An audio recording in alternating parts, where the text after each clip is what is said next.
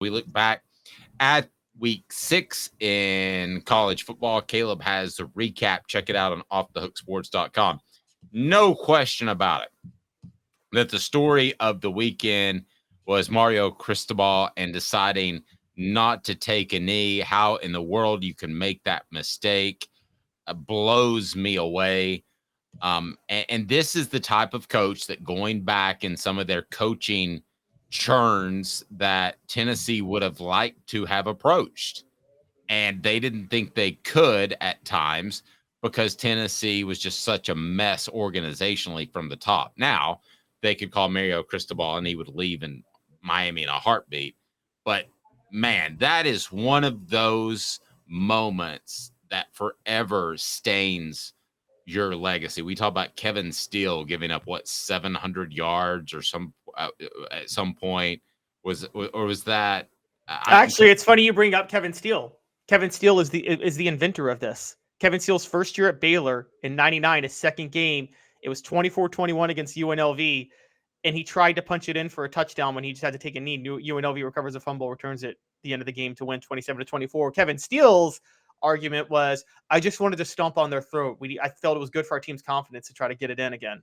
So that's dumb. Mario Cristobal, coach with Kevin Steele on Alabama staff. Great to see the mentor teaching the protege. Yeah, if you can't do the math that you should take a knee, that would be a major concern. Now, the other parallel I'll pull to this is when Joe Milton jumped out of bounds against Ole Miss. That I think you always wonder in the clutch, is that a question? Okay, so maybe it won't be. For Milton, that was a quick reaction, and I've been critical of him from the start that I think he panics when he has to think on his feet, which is a problem with the quarterback. I'm not going to pretend that's not, but you don't have to think on your feet with what Mario Cristobal did. You take the knee, and by the way, Dan Wolken actually tracked this to his credit. Mario Cristobal did this, about 4 years ago when he was at Oregon. He could have run the clock out. They fumbled the ball against Stanford, and Stanford came back and won. Mario Cristobal, Miami has never taken a knee with the lead. They don't have the kneel down in their playbook, Dave. That's what's insane about this. How do you not have the kneel down in your playbook? That is truly insane.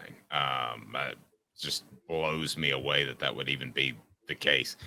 Oklahoma proves it's legit in the Red River Showdown. I tell you what, I was blown away by is that's going to be an SEC gym, and it's just growing up watching that in the Big 12. For that to be an SEC gym, Texas and Oklahoma, that will be the premier game early in the season, replacing Tennessee, Florida. That is going to be something special. And the Dillon Gabriel story, if you didn't see that game, here he looks like, I thought on the last play when he throws a touchdown pass to win the game, that he was ducking down basically to take the sack. And then basically the ball comes out of this group of people in the pocket, and it's a touchdown play. I was really blown away by, and I have been blown away by the way Oklahoma has played this year. I will say this, in the future SEC, if we took them into account, Texas and Oklahoma right now, there is not a team that I think is 100% legit, and I'm including Georgia in that, who you mentioned at 3 silences their critics. Thoughts on those two topics? That's an intriguing one, but I think in this year with so much, again, I don't think there's any elite team this year. So like you said, and I agree with you on that. So yeah, Georgia silences critics. Oklahoma proves it's legit. Dillon Gabriel, as people know, played for Josh Heupel in 2020 at UCF.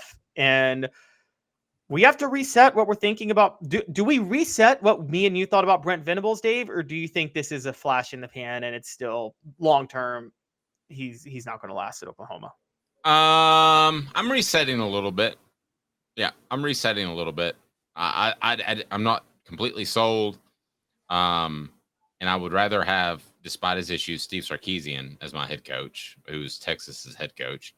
But I'll reset a little bit. I mean, I think he could have success there. Alabama lead schools still alive. We're talking about one-loss teams.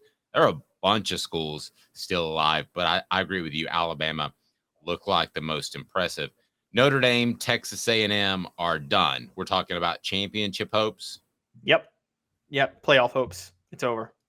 Notre Dame's not coming back from this. They can't recover. And I told you, Marcus Freeman. Listen, when your players cheer for you unanimously as being named the head coach and replacing Brian Kelly, who went to LSU. That's a sign that he's a player's first coach. And this is going to, whatever they do early with Marcus Freeman, it's going to go downhill from here. So these are the best days, and they're not great. Louisville leads basketball still looking good. Louisville just kind of out of left field. The Pac-12 race. By the way, the other basketball school, just wanted to mention, North Carolina is still undefeated too. It's true. Pac-12 race gets interesting as Colorado and USC survive. Survive's the right way to put it. Yeah, I don't think USC has defense to be able to win a college football championship at all. Lincoln Riley doesn't care about it. He's the Mike D'Antoni of college football. I've been saying about it. This is where he's different from Josh Heupel, who, whatever you think about him, does care about defense. The Pac-12 was looking like the most dominant conference. And this is what happens when October comes. They're beating each other up. So UCLA knocked off Washington State, and now there are 3 undefeated teams left. Oregon and Washington are playing this weekend, so there will be 2. That's going to be the game to watch. Oregon and Washington is going to be epic. Big Ten, a 3-team race. I don't know that I'd agree with you there. I think it's Michigan, and I think it's because of Ohio State without a quarterback has come back to the pack a little bit. Penn State's just kind of Penn State to me. Until they prove it, I don't believe it. But nobody else is on that. But see, the thing with Michigan is Michigan still hasn't played anybody. You're going to see in a second, I don't have them in my top 10 still this late in the year. They're still not a top 10 team because they haven't beaten anybody. Yeah, the Heisman race, Michael Penix Jr., Dillon Gabriel. Okay, Penix, of course, of Washington. You've had him at the top for a while. Dillon Gabriel, quarterback at Oklahoma. I had Cameron Ward of Washington State, but I knocked him out because of how he played against Oregon State.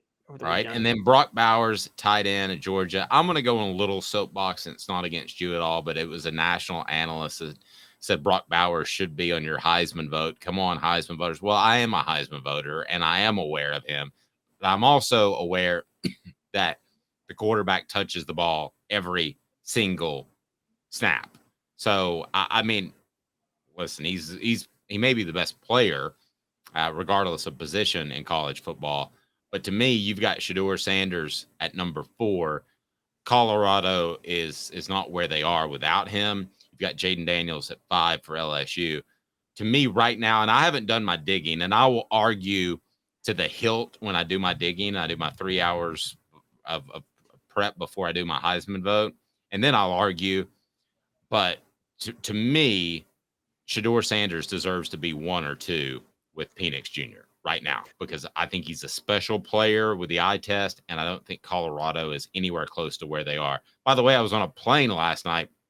Maybe you can Google and figure that out, with a prospect flying into Chattanooga who was at Colorado over the weekend. He had a nice new crisp Colorado pullover, but I've got Shedeur Sanders higher than you. As a matter of fact, if I had to sit down and do it right this second, he might be number 1.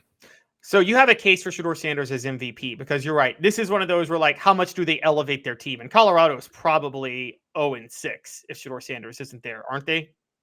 Right now. Yes. And yeah, so I could get with that. And it's kind of the opposite of Jaden Daniels, who has a lot of talent around him, but Jaden Daniels' stats I just can't ignore. They're insane if you go look at them. But I'm right now still going with team success. Look, I get your point about Brock Bowers, but it's kind of like Will Anderson last year at Alabama.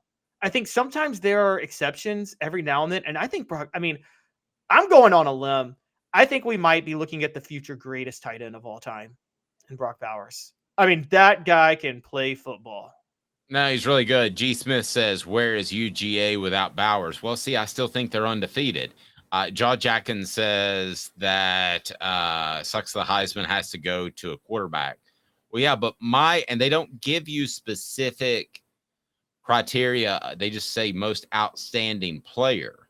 But I will tell you this, I go with MVP in the back of my mind, who had the biggest impact on the win-loss record. That's how I go. But everybody has their own. Like Bo Jackson, somebody as special as him, you might vote for him even though Auburn was going to win as many games. I'm just throwing him out as an example. There are exceptions, but for the most part, I'm going to go with a guy who gets you the most wins. Brought to you in part by Sports Treasures, carrying over 5 million sports treasures and so much more. Follow on Facebook for the best sports memorabilia, daily updates, It's fantastic. And they had the signing over the weekend. Facebook.com Sports Treasures TN, Facebook.com Sports Treasures TN. Follow them, and you will be glad that you did, because they've got Tennessee stuff coming out left and right. Be sure and hit that like and subscribe button as we take a look at the top 10 and Caleb's top 10. He's got Ohio State number 1. I would have Michigan number 1, followed by Oklahoma at 2, Florida State 3, Georgia 4, North Carolina 5, Oregon 6, Penn State at 7. That's a little too high for my liking. Washington, Louisville, Texas. Caleb's list is very fluid, and speak to that fluidity, because I think there are some teams that you agree are not going to be in the top 10 when we're having this discussion in about a month. Yeah, this is not a power ranking, so it's not who's playing the best, and it's not a projection. It is what is your record and what is your schedule strength and who has head-to-head advantages. And right now, I'm sorry, 1-loss Texas is ahead of Michigan. 1-loss Alabama, to me, is ahead of Michigan. I think 2-loss LSU and 1-loss Ole Miss might be ahead of Michigan, because Michigan has played cupcakes. I don't care how bad they beat them.